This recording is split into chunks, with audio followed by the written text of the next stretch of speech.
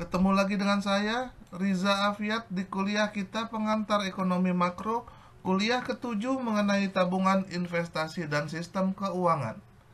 Sebelum kita mulai videonya, ada baiknya untuk diklik tombol subscribe-nya agar mendapatkan notifikasi dari kuliah-kuliah kita selanjutnya. Sistem keuangan. Sistem keuangan adalah kelompok institusi atau lembaga keuangan dalam perekonomian yang membantu untuk mencocokkan tabungan seseorang dengan investasi orang lain, di mana tabungan seseorang berarti terdapat penawaran uang yang diharapkan adalah perolehan kembali dananya dan perolehan bunga simpanan. Sementara investasi seseorang atau peminjam yang berarti terdapat permintaan uang yang memunculkan kewajiban untuk melunasi pinjaman dan membayar bunga pinjaman. Sistem keuangan memudahkan sumber daya ekonomi yang langka dari penabung ke peminjam. Institusi keuangan. Sistem keuangan terdiri dari lembaga-lembaga keuangan yang mengkoordinasikan tindakan penabung dan peminjam. Lembaga keuangan dapat dikelompokkan menjadi dua kategori yang berbeda, yaitu pasar keuangan dan perantara keuangan. Di mana pasar keuangan adalah lembaga yang melaluinya penabung langsung dapat memberikan dana kepada peminjam, yaitu pasar saham dan pasar obligasi. Sementara lembaga-lembaga perantara keuangan adalah lembaga keuangan yang melalui penabung tidak langsung dapat memberikan dana kepada peminjam, yaitu bank dan reksadana. Pasar obligasi. Obligasi adalah sertifikat hutang yang menentukan kewajiban peminjam kepada pemegang obligasi. Karakteristik obligasi yaitu jangka waktu, lamanya waktu sampai dengan obligasi jatuh tempo. Resiko kredit, kemungkinan peminjam akan tidak sanggup membayar sebagian bunga atau utang pokok. Perlakuan pajak, cara undang-undang pajak memperlakukan bunga obligasi yang diperoleh dari obligasi. Obligasi daerah bebas dari pajak federal atau pajak negara. Pasar saham. Saham mencerminkan kepemilikan suatu perusahaan sehingga mewakili hak atas sebagian keuntungan. Penjualan saham untuk mengumpulkan uang disebut pembiayaan ekuitas. Dibandingkan dengan obligasi, saham menawarkan baik resiko yang lebih tinggi dan hasil juga lebih tinggi. Bursa efek yang paling penting di Amerika Serikat adalah New York Stock Exchange dan American Stock Exchange, serta Nasdaq. Sementara di Indonesia adalah Bursa Efek Indonesia atau Bursa Efek Jakarta.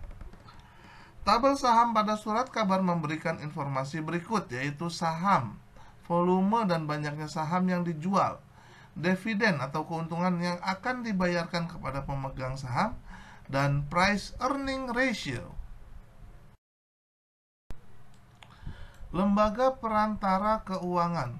Lembaga perantara keuangan adalah lembaga keuangan yang melaluinya penabung tidak langsung dapat memberikan dana kepada peminjamnya. Berikut ini adalah lembaga perantara keuangan. Yang pertama adalah bank. Bank menerima simpanan dari orang-orang yang ingin menyimpan dan menggunakan simpanan untuk memberikan pinjaman kepada orang-orang yang ingin meminjam uang, membayar bunga simpanan kepada penabung, dan pembebanan bunga yang sedikit lebih tinggi kepada peminjam atas pinjaman mereka. Bank membantu menciptakan alat tukar dengan memungkinkan orang untuk menulis cek atas deposito mereka, atau alat tukar adalah barang yang dapat mudah digunakan untuk melakukan transaksi. Hal ini memfasilitasi pembelian barang dan jasa. Reksadana. Reksadana adalah sebuah lembaga yang menjual saham kepada publik dan menggunakan hasilnya untuk membeli portofolio saham dan obligasi. Keuntungan utama dari reksadana adalah orang-orang yang jumlah uangnya sedikit dapat melakukan diversifikasi. Lembaga-lembaga keuangan lainnya yaitu adalah serikat kredit, dana pensiun, perusahaan asuransi, dan lain sebagainya. Tabungan dan investasi dalam perhitungan pendapatan nasional. Ingatlah bahwa PDB adalah total pendapatan dalam suatu perekonomian dan pengeluaran total hasil barang dan jasa ekonomi, yang dirumuskan Y sama dengan C ditambah I ditambah G ditambah NX, di mana Y sama dengan PDB, C sama dengan konsumsi rumah tangga, dan I sama dengan investasi, G merupakan government spending, dan NX merupakan ekspor dan impor. Asumsikan perekonomian tertutup atau perekonomian yang tidak berinteraksi dengan perdagangan internasional, di mana ekspor impornya ditiadakan, sehingga dapat didapatkan rumus seperti Y atau PDB sama dengan konsumsi rumah tangga ditambah investasi ditambah government spending. Sekarang kurangkan konsumsi dan government spending dari kedua sisi persamaan, di mana Y dikurangi konsumsi dan dikurangi government spending sama dengan investasi. Sisi kiri dari persamaan adalah total pendapatan dalam perekonomian setelah membayar konsumsi dan belanja pemerintah, dan disebut tabungan nasional atau hanya tabungan atau S. Substitusikan S dengan Y atau PDB dikurangi konsumsi dikurangi government spending. Persamaan tersebut dapat ditulis sebagai berikut, di mana S sama dengan investasi. Tabungan nasional atau tabungan adalah sama dengan S atau tabungan nasional sama dengan investasi. Selain itu, tabungan nasional sama dengan PDB dikurangi konsumsi rumah tangga dikurangi government spending. Selanjutnya, tabungan nasional sama dengan dalam kurung PDB dikurangi teks dikurangi konsumsi ditambah teks dikurangi government spending, merupakan tabungan nasional. Makna tabungan dan investasi. Tabungan nasional adalah total pendapatan dalam ekonomi yang tersisa setelah dibayarkan untuk konsumsi dan pembelian yang dilakukan oleh pemerintah. Tabungan swasta adalah sisa penghasilan yang dimiliki oleh rumah tangga setelah membayar pajak dan konsumsi, yaitu tabungan swasta sama dengan Y atau pendapatan total dikurangi teks dan dikurangi konsumsi. Sementara tabungan publik adalah sisa pemasukan pajak yang dimiliki pemerintah setelah membayar belanja. Tabungan publik sama dengan teks dikurangi government spending atau pembelanjaan pemerintah. Surplus dan defisit. Jika teks lebih besar dari government spending atau pembelanjaan pemerintah, pemerintah mengalami surplus anggaran karena pemerintah menerima lebih banyak uang daripada yang dikeluarkannya.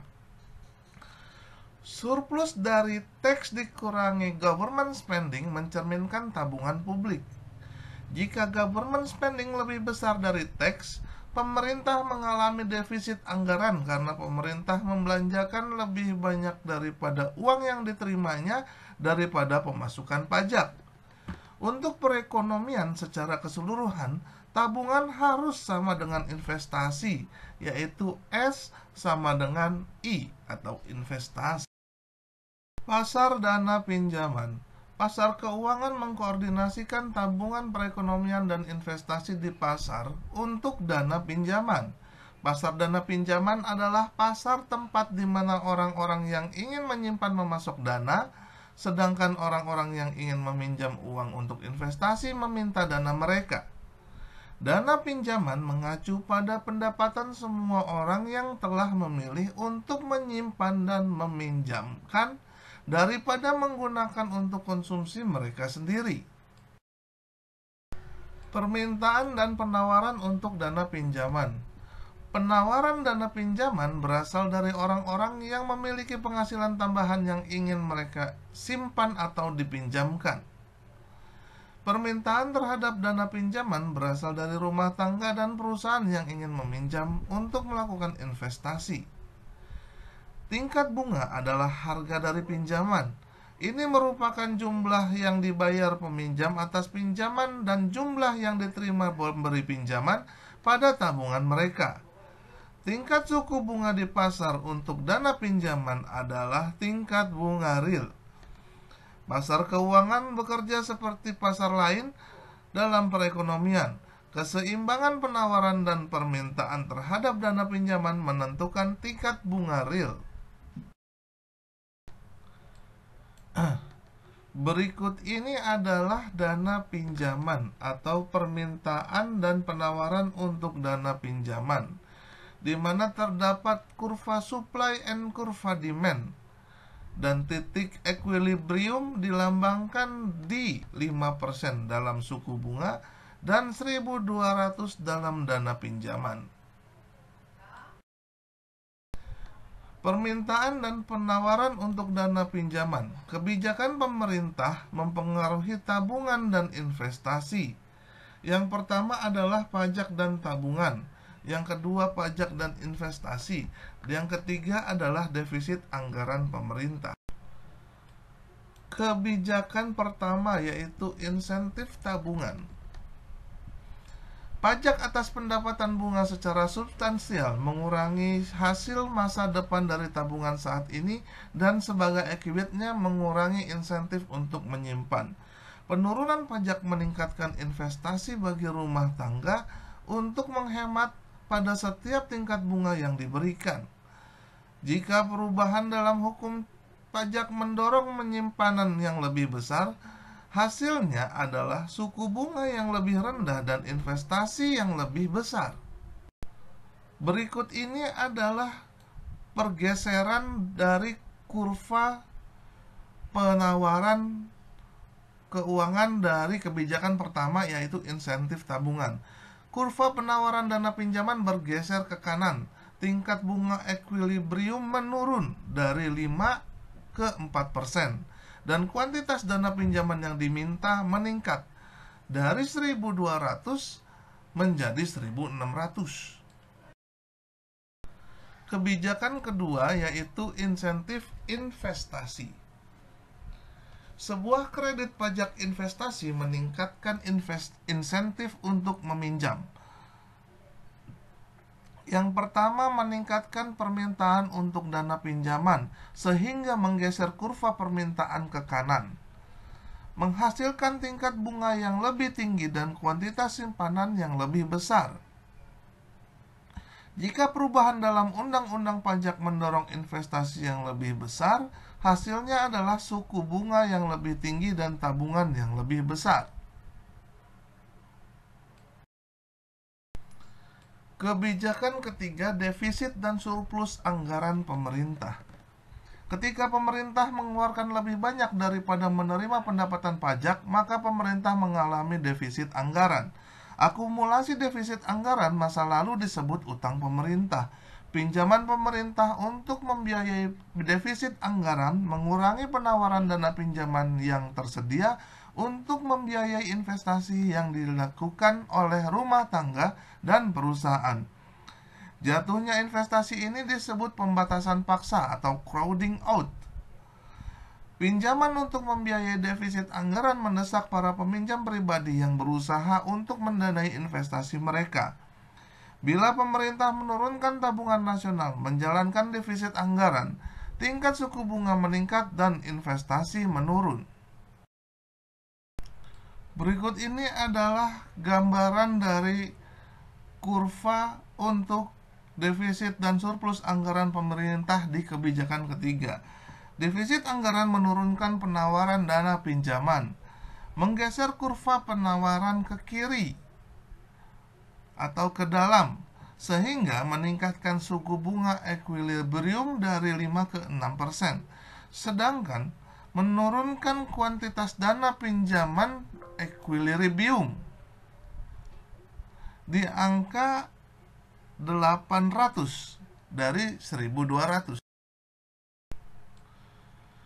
Bila pemerintah menurunkan tabungan nasional dengan menjalankan defisit anggaran, tingkat suku bunga meningkat dan investasi pun turun. Surplus anggaran meningkatkan penawaran dana pinjaman dan mengurangi suku bunga dan menstimulasi investasi. The summary. Sistem keuangan yang matang disusun oleh banyaknya jenis lembaga keuangan seperti pasar obligasi, pasar saham, bank, dan reksadana. Semua lembaga ini bertindak untuk mengarahkan sumber daya rumah tangga yang ingin menyimpan sebagian dari penghasilan mereka kepada tangan rumah tangga dan perusahaan yang ingin meminjamnya. Identitas akuntansi penghasilan nasional mengungkap beberapa hubungan penting antara variabel-variabel makroekonomi. Secara khusus, untuk perekonomian tertutup, tabungan nasional harus sama dengan investasi. Lembaga keuangan adalah mekanisme yang digunakan perekonomian untuk menyesuaikan tabungan seseorang dengan investasi orang lain. Suku bunga ditentukan oleh penawaran dan permintaan dana pinjaman. Penawaran dana pinjaman berasal dari rumah tangga yang ingin menyimpan sebagian penghasilan mereka. Sedangkan permintaan dana pinjaman berasal dari rumah tangga dan perusahaan yang ingin meminjam untuk investasi. Tabungan nasional sama dengan tabungan swasta dan tabungan publik.